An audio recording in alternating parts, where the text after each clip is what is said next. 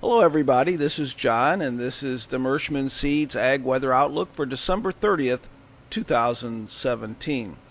You know, I always have a hard time, I don't know about you, remembering to change the year, so no doubt I'm going to be putting 2017 on my posts and my messages for a while till I get used to it.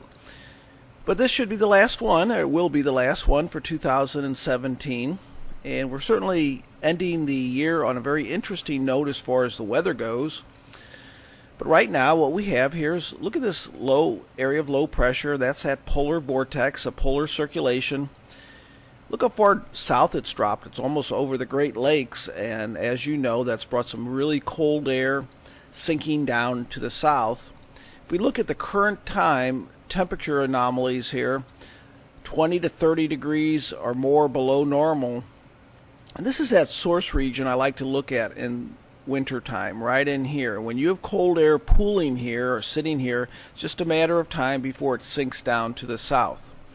So it's already sunk down to the south, but we definitely have reinforcing cold air in that source region. Now, over the last week, we had some light precipitation in most areas. You heard about the lake effect snow in Erie, Pennsylvania, some very heavy snow. But over the Corn Belt, what we had here is we did have another band of snow right through here. This is a liquid equivalent of about a half inch or so. If we look at the actual amount of snow here, you can see in some spots even around 6 inches or more in Iowa. A few spots, some heavy snow. Pretty localized or isolated just right through the central part of the state there. This came into the latter part of the week. And then earlier in the week, here's that really extreme snow we've heard about on the news, Erie, Pennsylvania, lee side snow. But like I said, there was some light to moderate snow, especially over Iowa. And even though it's an inconvenience to many, although some might find it nice if you don't have to go out in it, we do need some winter recharge here as far as soil moisture goes, more spots than not. So as far as the snow still in the ground, here we go. You can see the darker the shades, the more extensive the snow cover. I wouldn't really call this all that extensive, but the area of that sort of the medium blue, that's where we had the snow over the last week, and it's plenty cold enough to keep that on the ground. So in some cases that's 6 to 8 inches of snow, and that's going to reinforce the cold air. Snow can add fresh snow cover 5 degrees colder than normally would occur. So once we get that snow on the ground, that can lead towards colder weather. And I've been meaning to write a post on that. I'd like to talk a little bit about the importance of snow cover on the ground this time of year. So departure from normal temperatures, this is the average over the upper Midwest, the up northern plains, parts of the Great Lakes has been sort of the core of the coldest weather. That's 20 degrees for the average for the week. Wow, 15 to 20, that's an average. That is really cold. Now, I do want to keep in mind we've got plenty of time here, and you know, really things change, this soil profile, but soil moisture. But I did want to say parts of Missouri and Illinois and even some other states. Now, we did have that snow on the ground here, but that area here, eastern Iowa, has been dry. So when that eventually melts, and I don't see that for a while, that will be a beneficial type, recharging type precipitation. Where we don't necessarily need it, where we're in pretty good shape, is Ohio, parts of Michigan. We have a pretty good soil moisture in those areas. So we look at the Arctic Oscillation here. What we see here is we see a very strong negative, comes up sort of towards neutral, then it goes back down negative. And that's saying we're having these reinforcing pulses of colder air. And we moderate a bit, and then we go right back down in there. So really that's the pattern. We can see it in the first 5 days. This next week here, it really intensifies early this week. And really that could be the coldest weather we see over the next week is early this week, late this weekend, early this week.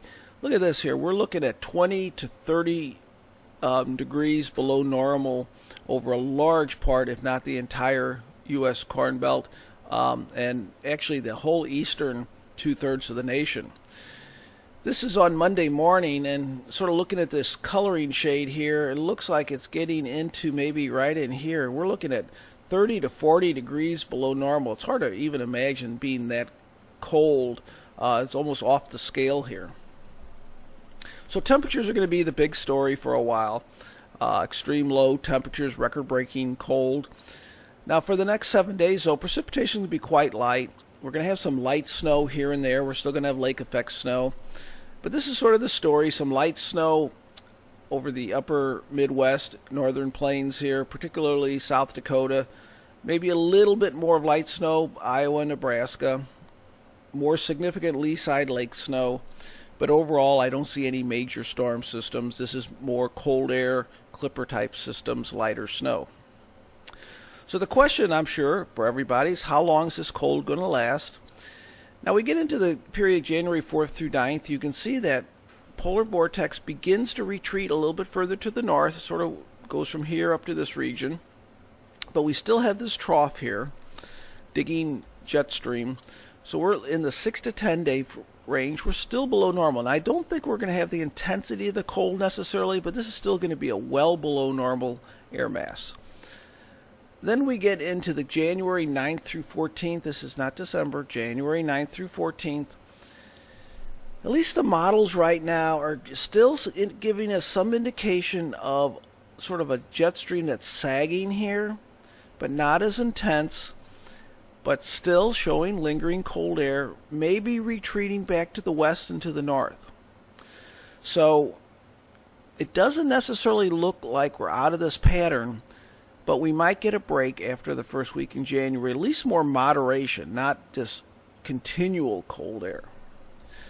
So this week, a very dry week for most areas. Like I said, there'll be some snow, light snow here and there.